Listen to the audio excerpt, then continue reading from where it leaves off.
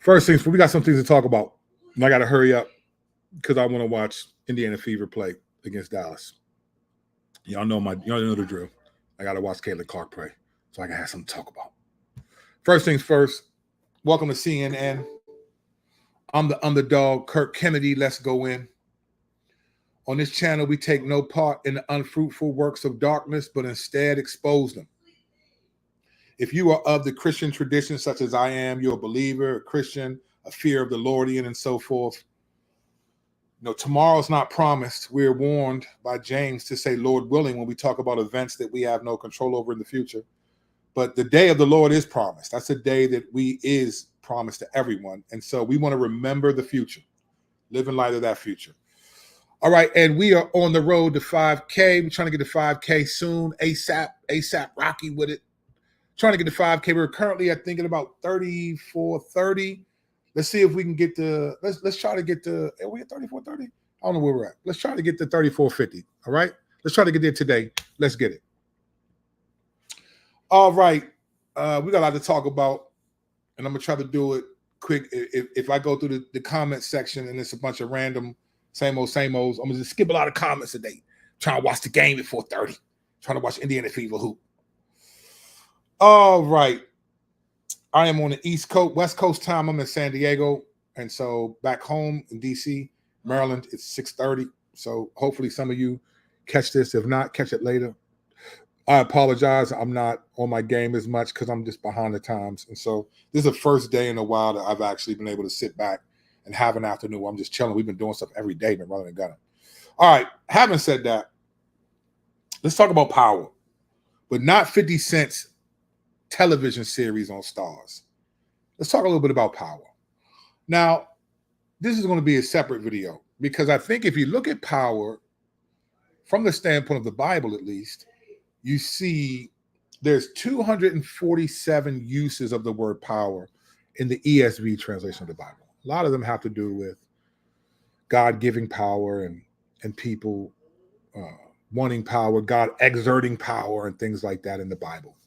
We know that obviously at some point Satan wanted to usurp God's power. And if you're one of those people like me who believe in the principle of double interpretation, who see Ezekiel 28, beginning in verse 13 and a couple verses down, talking about not just the king of Tyre, but Satan, you get a sense of, okay, his lust for power is significant.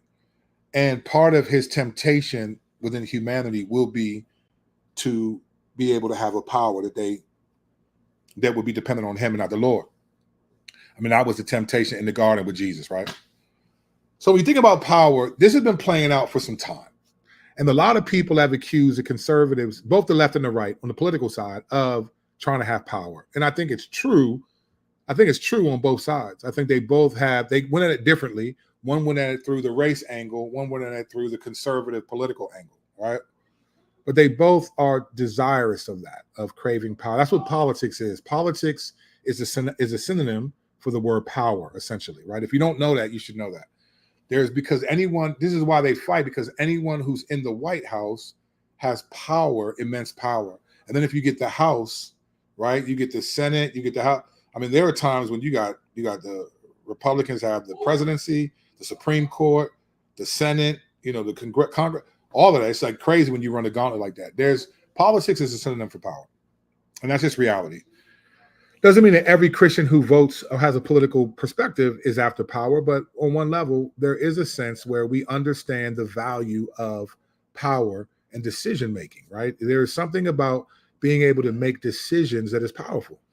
That's why Satan goes after our decision-making, because if you can get our desires, then it'll affect our decision-making, and that's what the power is, right? The power was in convincing Eve that she would be more like God if she bit from the tree of the knowledge of good and evil. That's power. There's a power dynamic always at play. Politics is always about power. Doesn't mean everyone's evil, but it means it's always about power. Who's in control? Who makes decisions that affect the lives of millions? But if you're the president, you could affect the lives of billions of people based on the decisions you make. So it's a power move, all right? with that, a lot of stuff is going to happen and come out. So recently, Donald Trump, we all know, the world knows, was shot at, and it grazed his ear. There's still a number of different theories about, was it glass or was it this? And there may be, they've concluded what it is. I haven't been paying attention as much, but there was a prophecy that came out 4 months ago by a guy. Now, from all intents purposes, this guy seems like a genuine dude.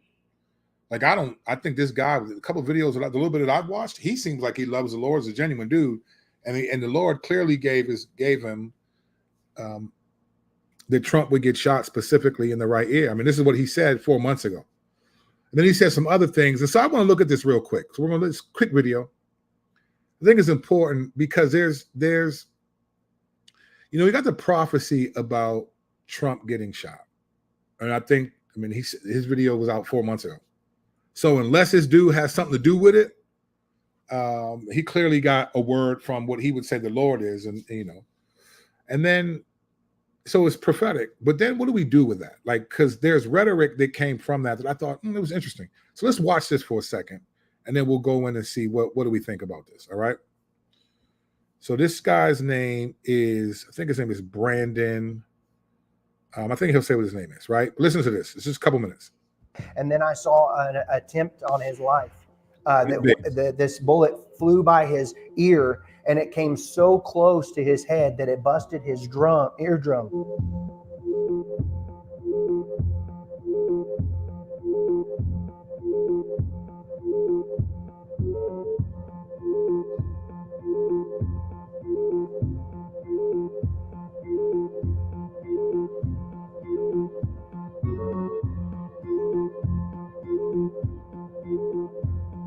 And I saw he fell to his knees during this time frame, and he started worshiping the Lord. He got radically born again during this time frame. I'm talking, people say he's saved now, but he becomes really on fire for Jesus, for what I saw coming.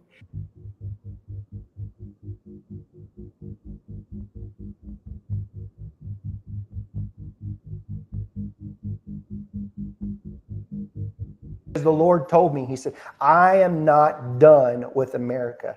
Amen. He said, there's going to be a new wave of patriotism coming out. And that's whenever I saw Trump, and I saw a red wave coming out of Michigan. And then I saw Oklahoma, and there was embers of people, and they had torches all throughout Oklahoma, and they were raising up these torches that looked like fire. And they were bringing forth a new patriotism upon the nation. And it was being birthed, and it just kept spreading like fire all throughout America, all throughout. And I saw Trump rising up.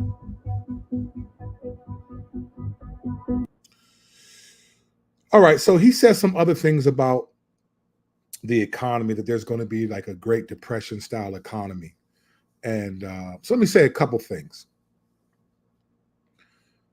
I think this dude seems genuine. Like, he loves, I watched another video. I'm not in any way, shape, or form calling this guy a false prophet.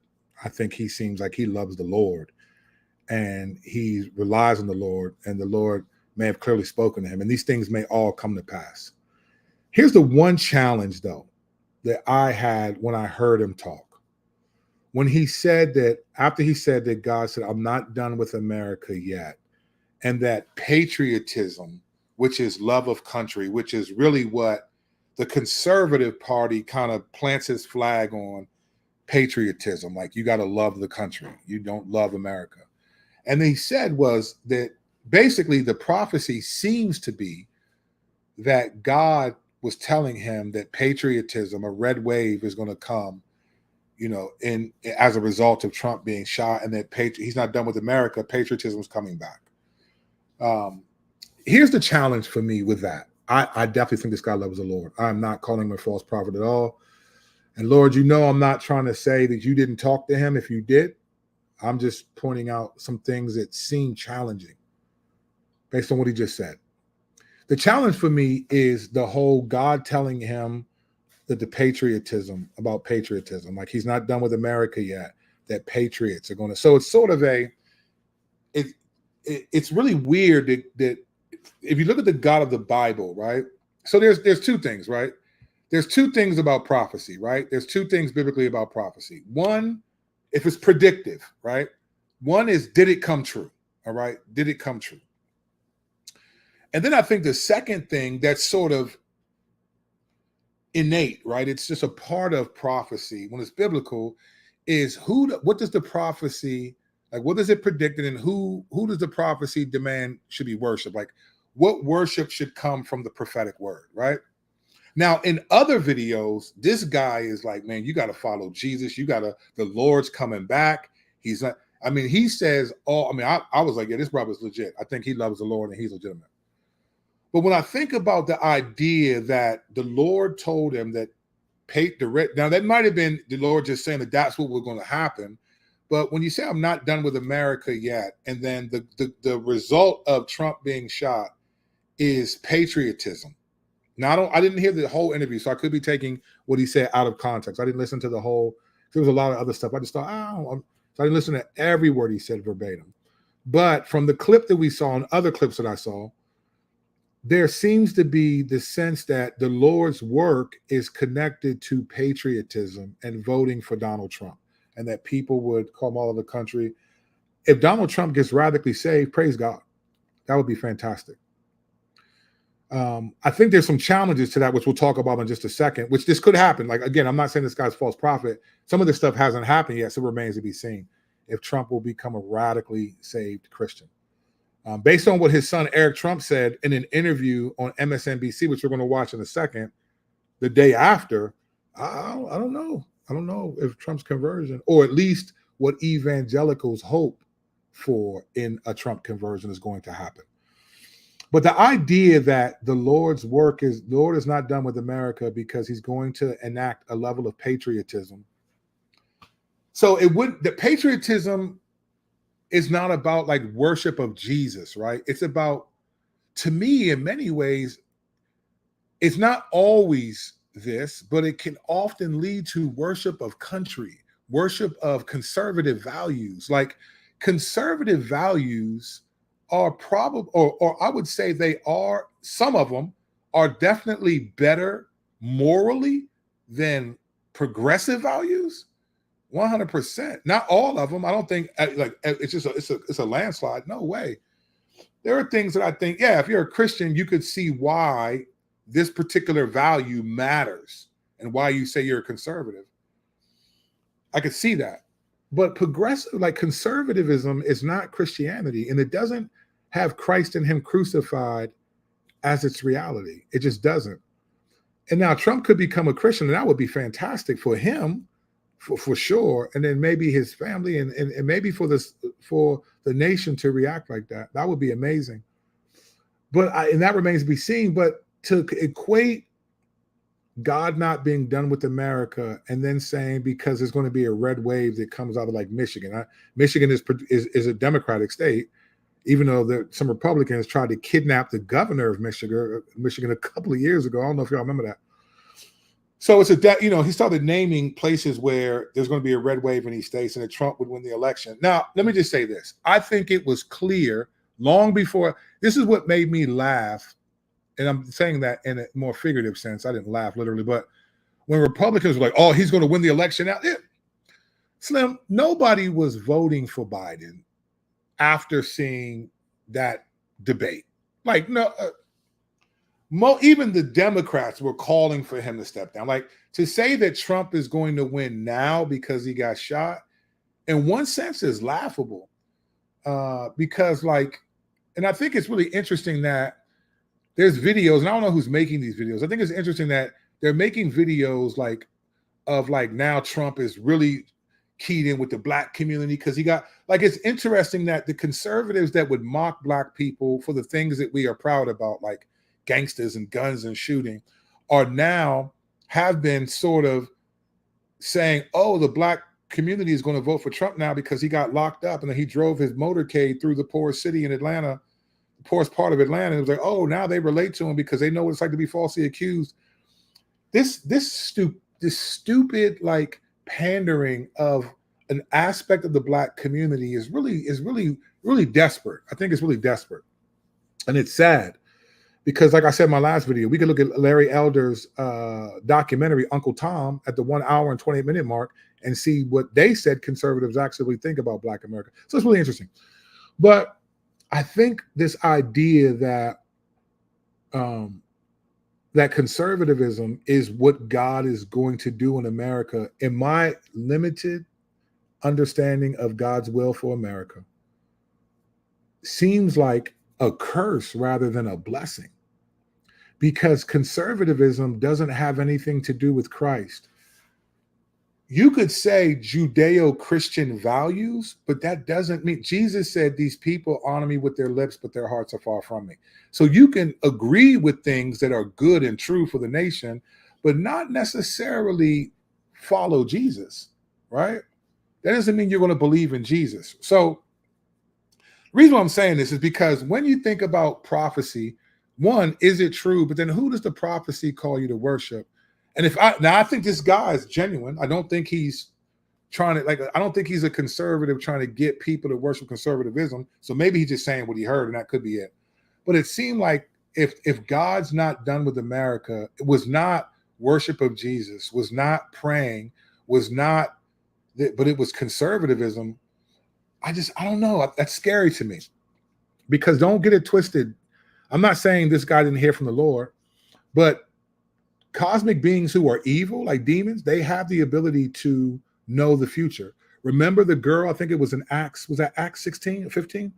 When Paul and Barnabas were walking through and she was following them and proclaiming, these men are here to tell you about Jesus. That was interesting. These men are here to tell you about Jesus. They're here to proclaim to you about Jesus. If you were just watching her, if you were just in the city when she was following them and she was yelling out, they're here to tell you about Jesus and proclaim Jesus, you would have probably thought she's a Christian, because she's telling them, hey, he's here to tell you about it. But then the scripture says, I want to say this is Acts 15 or 16. I can't believe I forgot it. I usually know I'm on my game. But it said that Paul was greatly annoyed and cast a demon out of her, right? So this woman had a demon in her, and her handlers got angry and they ran Paul out of the town because she was making money for them by being a fortune teller. That's what the scripture tells us. So that means that if you're a fake fortune teller, then you tell people things that are not true, and eventually they realize you're a fraud. But this woman, this little girl, was making them money because she was able to accurately predict things and know things that they wouldn't have known, and they were making a killing. And then when Paul cast a demon out, she was no longer able to do it because it wasn't her, it was a demon in her.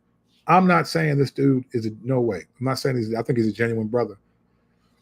But it doesn't mean that because a prophecy came true, that in and of itself, it was from the Lord. Because cosmic beings who are evil have some supernatural ability. They get some wisdom to know what's going to happen in the future.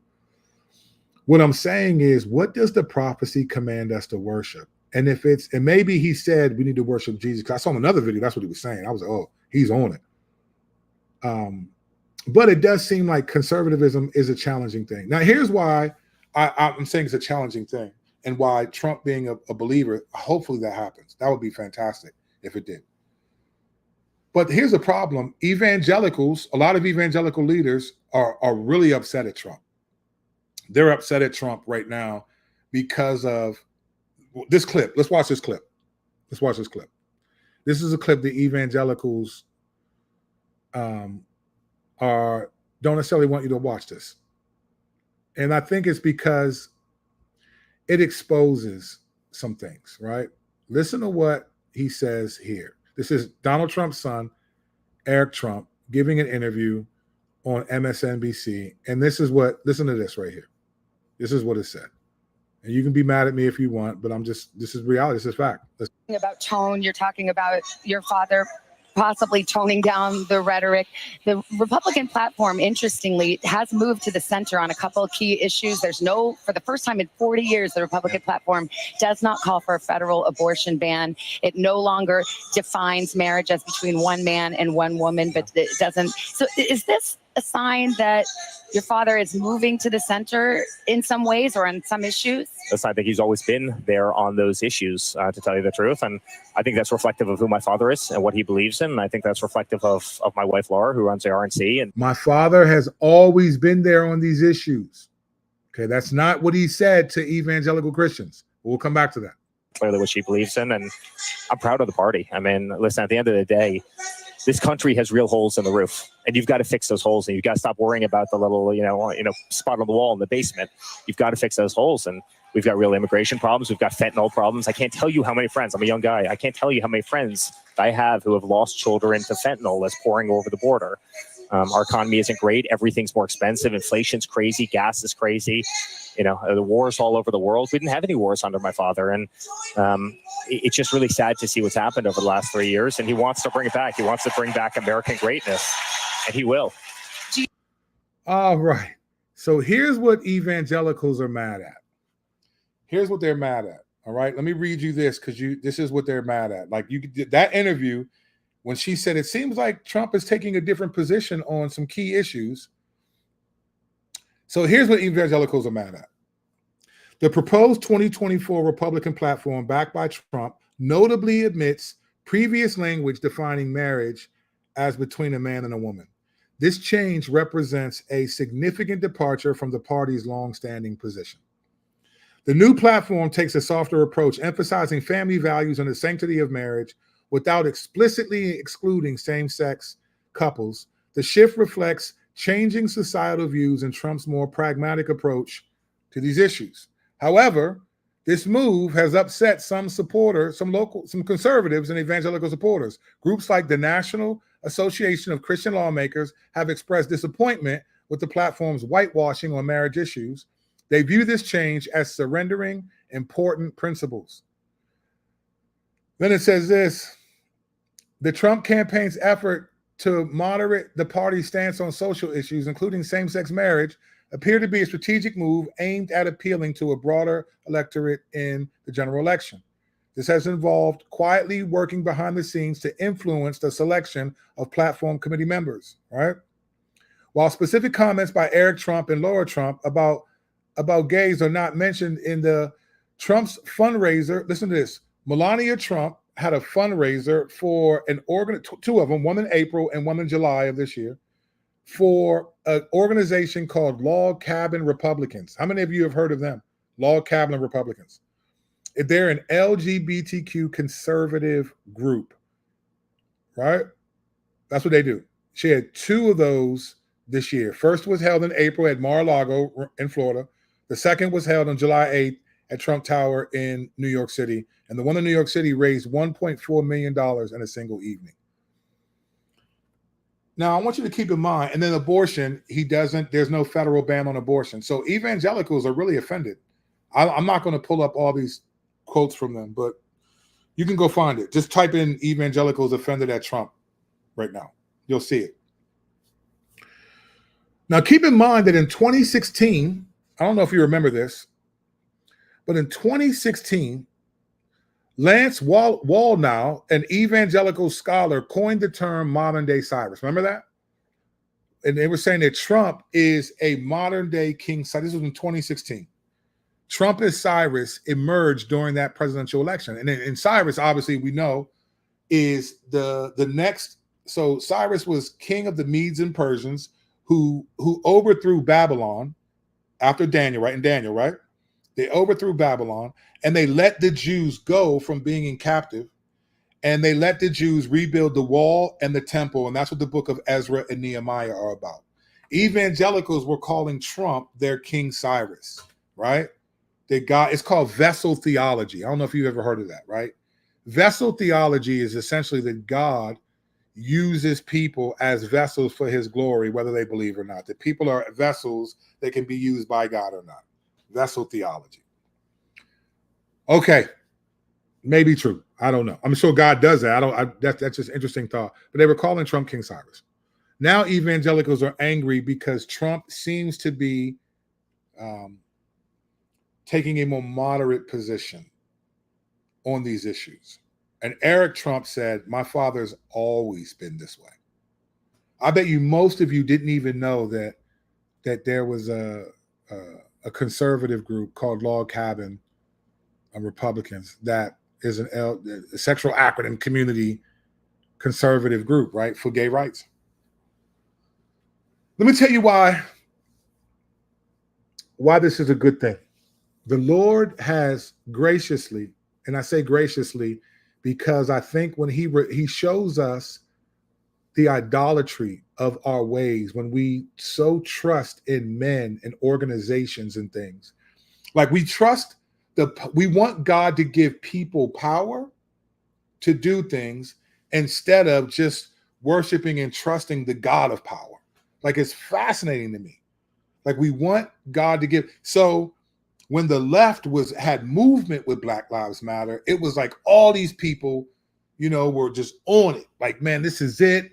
Racism, we going after it. These people got, you had politicians on the left. They were supposed to be Christian, reverends, pastors, just talking crazy.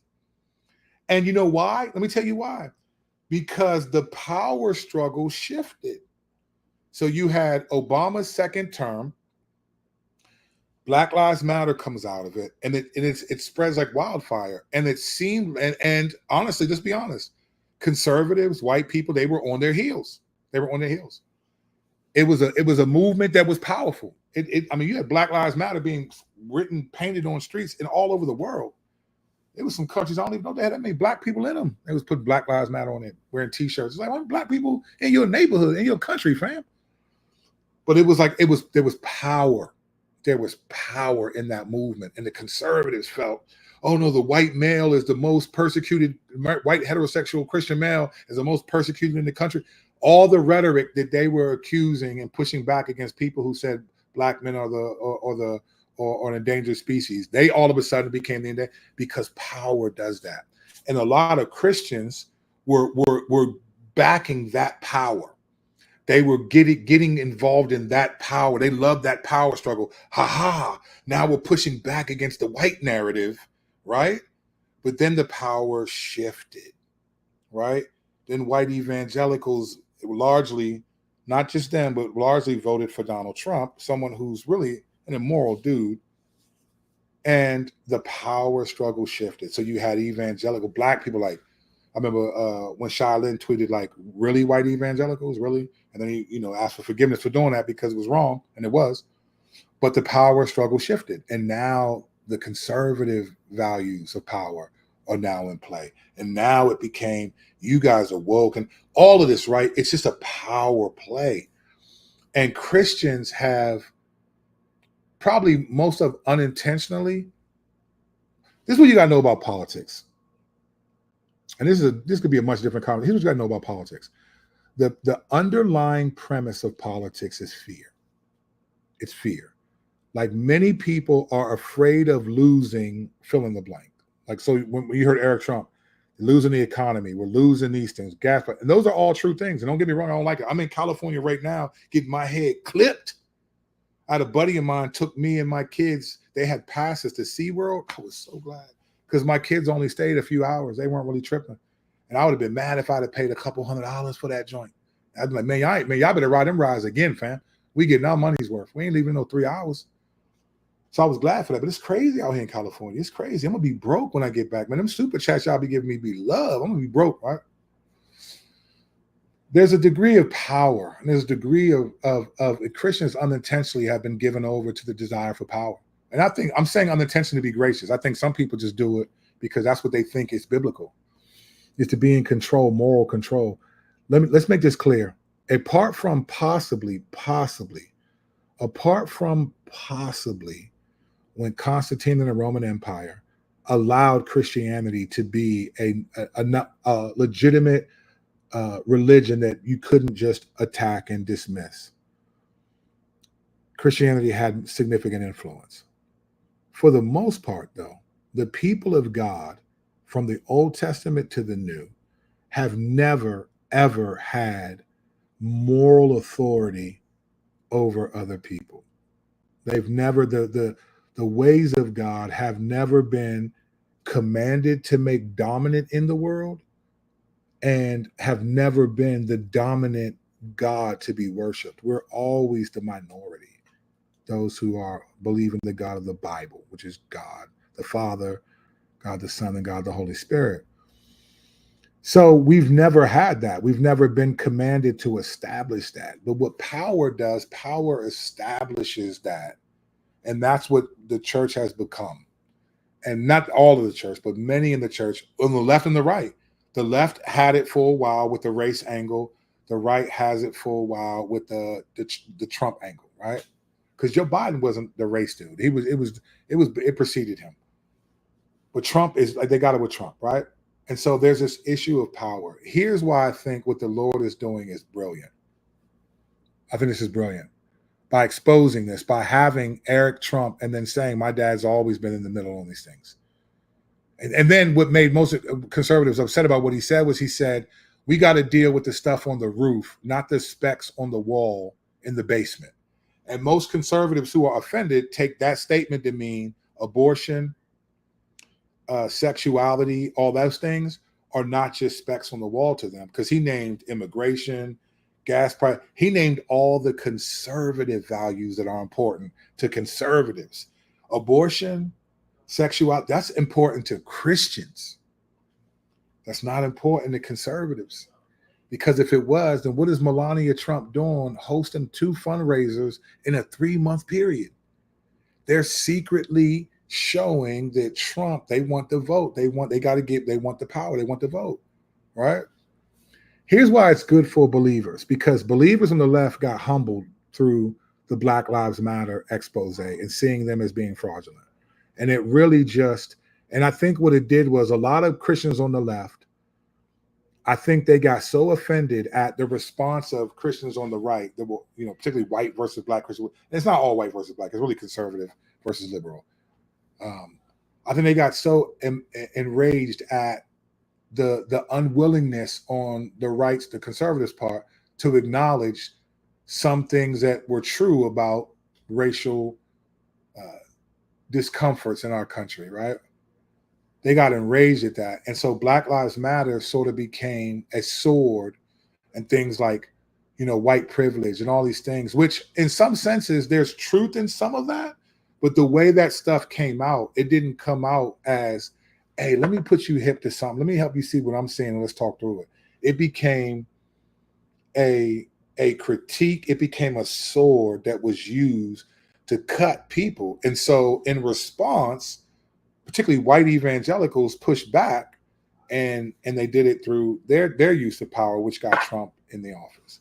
And then then when the last election became this big deal, because do we return back to the power of Black Lives Matter, the black narrative, or the conservative narrative, right? It's just, and there's no power dynamic in the Bible that supplants God. It's fascinating to me that Christians on the left and Christians on the right want God to give power to unregenerated human beings so that they can take that power and then use it for their vantage point, to their benefit, rather than appeal to the God of all power, who puts all people in the positions, whatever positions they serve in. Even the illusion looks like we voted them in, but God put all the people in that he wanted in to be in those seats for his purpose. It's amazing that we don't appeal to it's almost like in the book of Judges, you see, like, this is what I was praying this morning and asking the Lord this: why was Israel?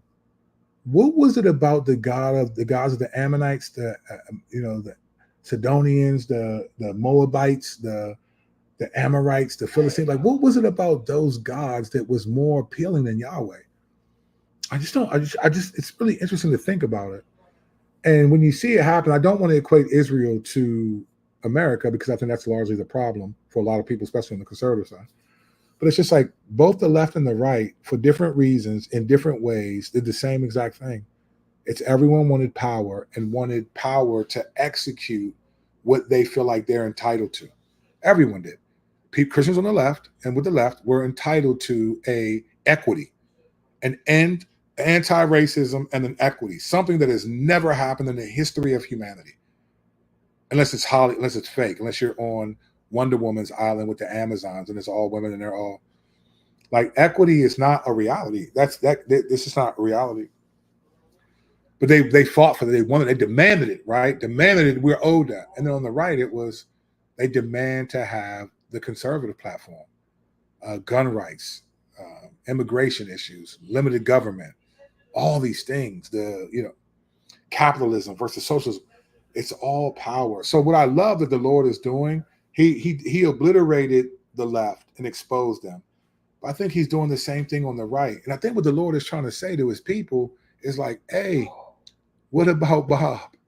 Remember that Bill Murray movie, What About Bob? Like, what about God? Like, I hope conservatives who are upset, I know I predicted this years ago. I wish I made a video about it so it could go viral.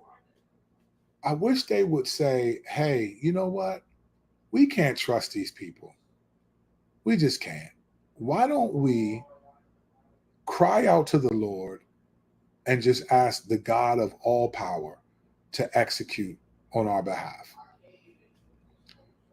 I just don't get it. I don't get it.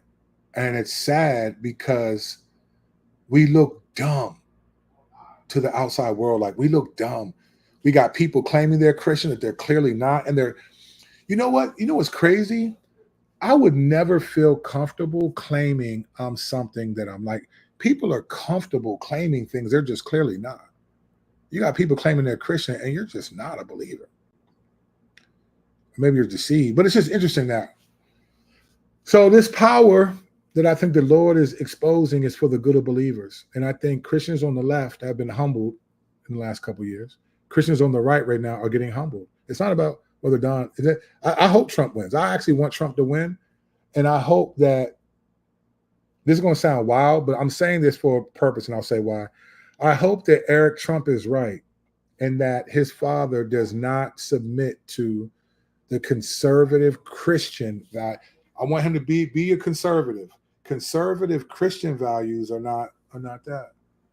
You know, J.D. Vance, the new VP, he wrote a great book called Hillbilly Elegy, which I think is one of the best books I've read. I don't think you can understand the dynamic in America, the race dynamic, until you read Hillbilly Elegy. I think it was because he added a level, and I was surprised that he got the nod. I mean, not that I follow it, but you know, his wife is like a practicing Hindu. From what I understand, she's a Hindu. She's practicing Hindu. I could be wrong. That's the word on the street. So this is about, they don't care about Christian values, and Christians, they've been shucking and jiving Christians since the 70s. Just like the left, the Democrats been shucking and jiving black people. Like, they don't care. And for some reason, because of the fear angle, fear is why many of us believe and do the dumbest things. Because of the fear angle, many of us subscribe to a political entity that we think will eliminate our fears of what the other opposing party would do. Here's a news flash. America still exists, even with Biden, the most unqualified man to be president, maybe ever. Maybe. We're still existing. Yeah, gas is a little higher. We're not at war with a lot of people. There's a lot of wars going on. We're not. I mean, there's some wars we're fighting. We're always fighting wars, believe it or not. But it's not like we're at war with Ukraine or Russia. That stuff is always tense between us and them. I mean, don't get it twisted. Mikhail Gorbachev and them, and then Reagan and the end of the Cold War. Yeah, whatever. That was a front. Every country has their political interests at play all the time, and we're always, as a communist country versus a capitalist country versus a socialist, we're always going to be at odds. So don't get it twisted. Don't act like the Cold War was the end of. No, maybe Mikhail Gorbachev, and just like Yasser Arafat, maybe he was good with Benjamin Netanyahu when they were able to work through it. But after he died, look what happened, right? This stuff is just, it's just all a hustle. And I think believers, just have to say, you know what? I just don't trust any of you. And we've been saying it for a long time, but they just said I was woke for saying it because I wasn't advocating for conservative Christian policies. I think there are no conservative. There's Christian and then there's conservative. And I think people have syncretistically made them one and the same. And now they're upset about it. And I'm glad.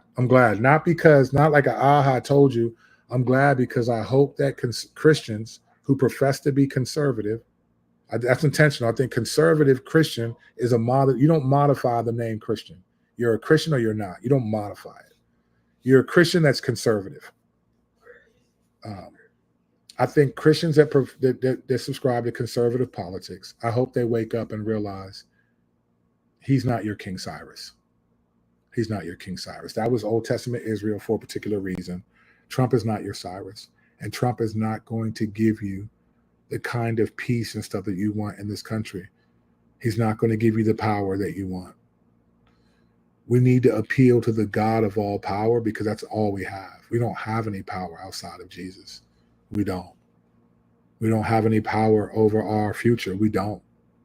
We act like we know what they do with our taxpayer dollars. No, we don't.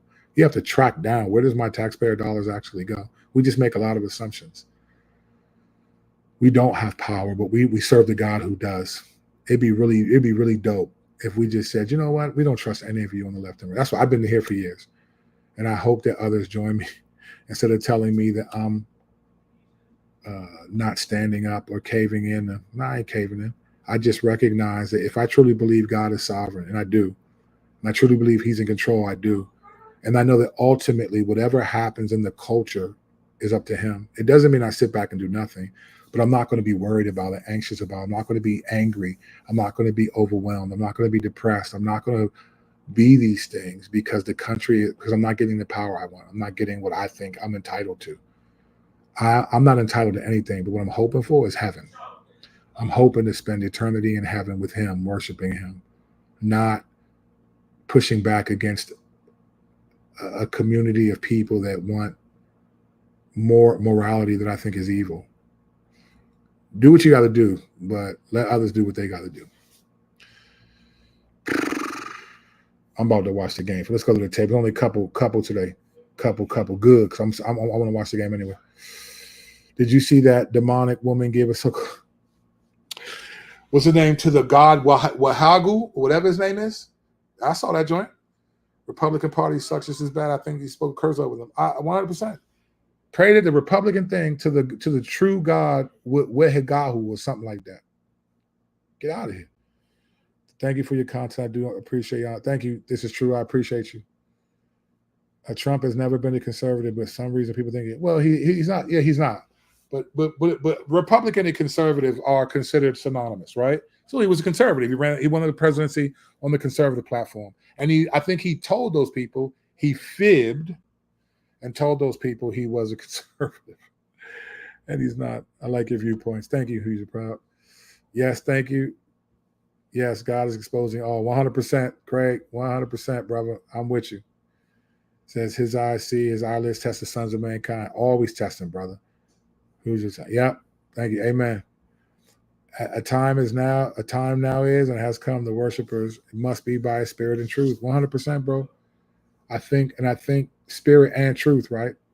It means you can worship in spirit and not truth. Maybe, or at least it ain't truth. You know, it may not be without the spirit either. Trump's positions have always been known for years. I was arguing with people online with actually proof, but they said I was woke and liberal. I'm happy. So am I, Narukami. That's what I mean. I'm not trying to rub it in my conservative friends and brothers' faces. No, it's almost like, man, wake up. It's almost like, you know what it's like? You know what it's like, bro? Here's what it's like. This is what it's like. It's like watching someone be in a bad relationship. They're in love and they cannot see how abusive this relationship is. Now, they're not married, so they could break up and be done with it. And you just wish they would just end this relationship and realize how stupid this relationship is. You know what I'm saying? But they just keep being in this abusive relationship. And because the sex is good or some other, because I just think he just really loves me, but doesn't really, whatever, right? She's just struggling right now, going through a hard time. I just got to be, whatever excuse you make. But I've been watching evangelical conservative Christians. I did it on the left too. I used to critique the left. They used to get mad at me. They didn't call me Uncle Tom, but they would make me feel like I don't understand what's going on because I've been whitewashed by the. As a matter of fact, in my last video about the media and others are making black women look bad, one comment was like, "Yeah, right, bro. You tried to basically give yourself credibility for what you said, but you just been." But basically, I've been hoodwinked by the white man or something. I was like, man, I'm sure I'm blacker than that person on all accounts. At least what we think black means, right? I just think that stuff is funny, man. But anyway, it's like watching this horrible relationship take place, and they won't end it. And now we're hoping that this guy finally cheated, and it's really hurtful, and now we hope you end this relationship. There's a God better for you that will treat you the way you deserve, and his name is Jesus. I don't know what it is. Why are we so afraid to just say, you know what? Let's just cry out to the Lord and depend on the Lord. Like we've never done that, right? We've always put our power. Separation of church and state is a facade. The church has always depended on the state. Oh my gosh. Separation from church and state, all it meant was we won't choose an official church like the Church of England chose an official church. But of course, the church, the state makes decisions that affect the church all the time. It's just it's a facade. Why can't we just say, hey, you know what? Who are we supposed to vote for then? Vote for Jesus, fam. Like, why don't we just say, look, we're not voting for nobody. Y'all do what y'all do. We're gonna cry out to the Lord. You know, and you know what's funny? I mentioned the book of Judges earlier. I'm gonna end with this because the game is getting ready to stop. And you know how I am. I'm gonna end with this. In the book of Judges, you know what's wild is that, like, here's what's wild about the book of Judges. The people would worship other gods. They would cry out to the Lord. He would send a judge to rule over his people. The judge would die, maybe one or two judges, and then the people would go back and worship those gods, right? And they would be, and then when they were treated unkindly, they would cry out to the Lord. They would, same cycle over and over again. They would disobey the Lord. He gives them over to these people. Fine, go ahead and have it. I think the Lord has said, fine, go ahead. Yeah, you want to worship these people? Go ahead. They're not going to have your values. They don't, because they don't. You know why they don't have Christian values? Because many of them aren't Christian, fam. Conservatism is not Christianity. Christianity is about Christ and him crucified. Conservatism is about political power that goes through the policies that the right decides are best for the country. I guarantee you, no one will stand before God. No one will stand before God and give an account for not supporting gun rights in the second greatest commandment.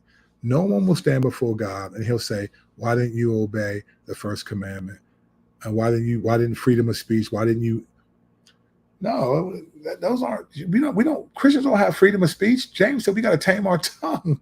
Ephesians 4 tells us to not have corrupt talk and all this stuff. And we don't have free speech. It's just fascinating. So I wish it's not about, you act like voting is the only, and that's what I'm saying. When people get offended at you, say, why are you going to vote? Like, man, why don't we cry out to the Lord? Like, the Lord, doesn't he appoint the politicians, right? Doesn't he do that? Like, why are we trusting their power when they get their power from him?